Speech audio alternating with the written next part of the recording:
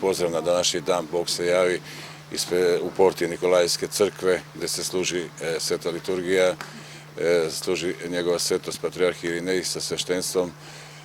Posle toga sledi formiranje litije koja će kretati usamljenom trasom do obale Dunava, gde će se osveštati Dunav i daće se znak za početak trke za Bogoljanski krst. Ovo je 19. godina po redu da se organizuje bogoljansko plivanje, ne samo ovdje u Zemunu, širom Republike Srbije, naravno Kosova i Metohije, Crne Gore, Republike Srpske, Srpske krajine.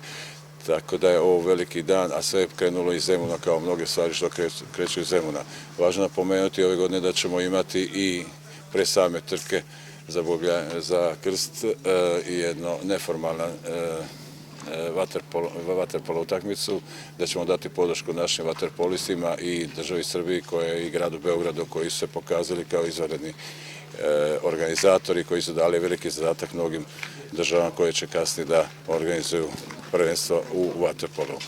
Također važno napomenuti i da kako juče, tako i danas do samog početka trke organizuje besplatni lekarski pregledi, znači to je preduslov da bi se uopšte plivalo i izjava koju će dati plivači. To se obavlja u školi Lazar Savatić do 12 časova, tako da imamo za sada preko 100 prijavljenih plivača.